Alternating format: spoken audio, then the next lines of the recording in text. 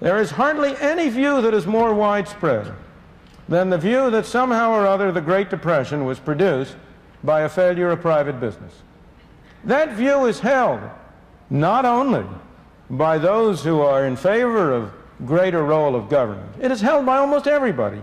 I venture to suggest that if you go to any bankers, the people who are here today at this banking conference, and if you talk to them, I venture to say 9 out of 10 of them, if they hadn't heard what I'm going to say,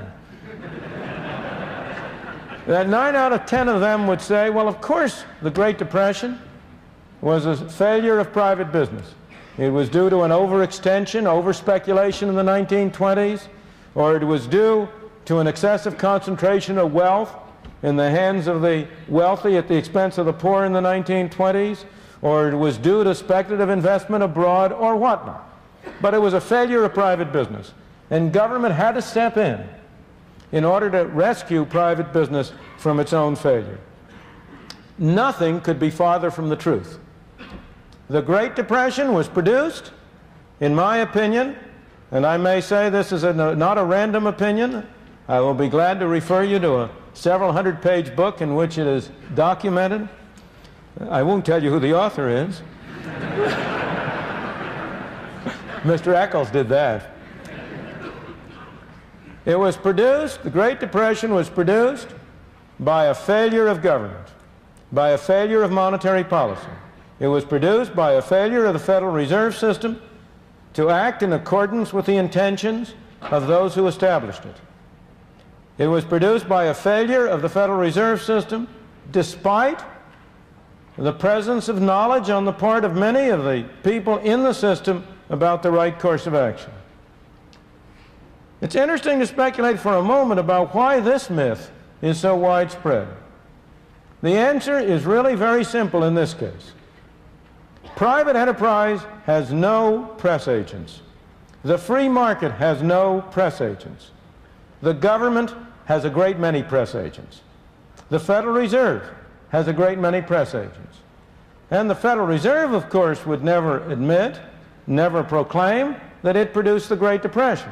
On the contrary. And again, I don't mean to be criticizing individuals. We're talking about the way institutions operate. You and I are the same as all the rest of us. We're all the same. The hardest thing in the world is for anybody to admit that he made a mistake. If any one of us makes a mistake, we can always find somebody else to blame. And if you read, as I have for my sins had to read, the annual reports of the Federal Reserve System over a 50-year period, there's only one element of humor that lightens that task, and that is the cyclical fluctuation in the powers of the Federal Reserve.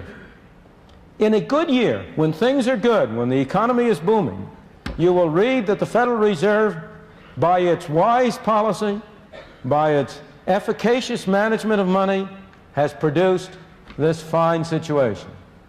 However, let things get bad, and all of a sudden the tone of the annual report is different. Then you discover that despite the best efforts of the Federal Reserve, outside forces combine to produce difficulties.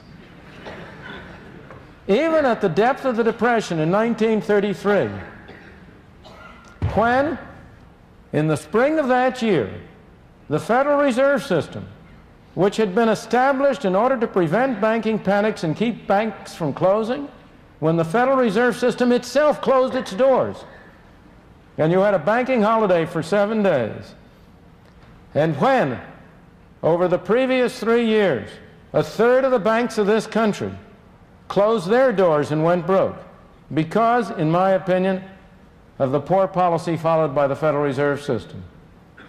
Even in 1933, if you read the annual report, you will discover how much worse things would have been if the Federal Reserve hadn't behaved so well.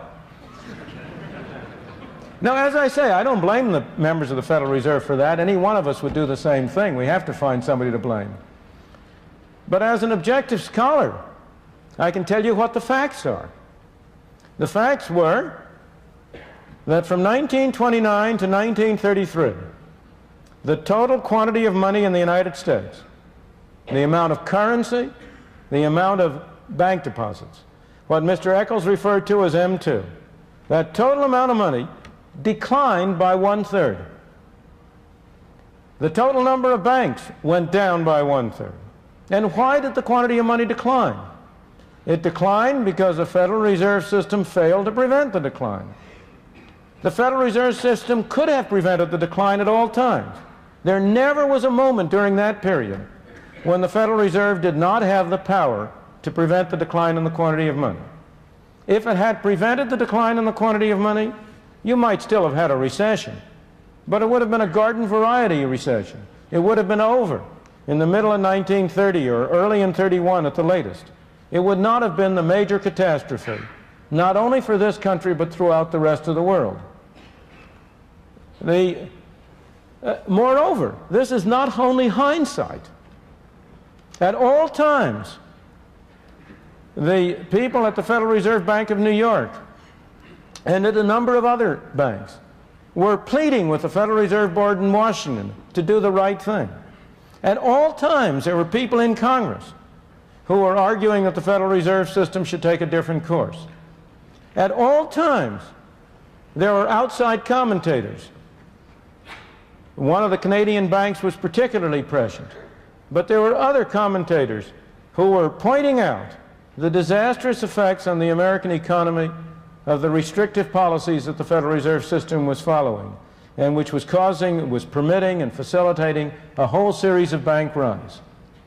So the Great Depression was not produced by a failure of business. On the contrary, it was produced by a failure of government, and a failure of government in an area in which responsibility had been assigned to government since the founding of this country.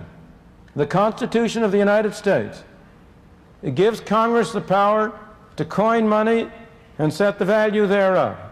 And it was in the management of this fundamental function of government that government failed and produced the Great Depression. We have learned from that failure.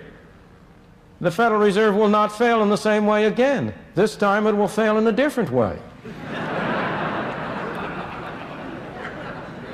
This time it has been failing, not by producing a Great Depression, but by producing an inflation.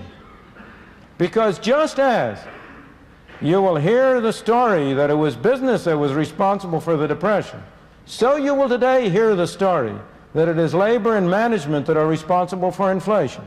It is the same kind of a myth. Inflation is made in one place and one place only, Washington, D.C. And in Washington, D.C., the chief source, immediate source of inflation is a Greek temple on Constitution Avenue, which houses the Federal Reserve Board. An accomplice, and a major accomplice, of course, sits in the halls of Congress in Washington. They are a major accomplice because you tell them to be. The American people have been telling Congress for many years, spend more money on us, please. But they've been telling us, don't raise our taxes.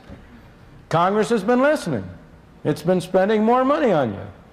But on the other hand, it's been very unwilling to raise taxes. As a result, it has imposed inflation as a tax. That's one tax that you don't have to vote for, but you have to pay.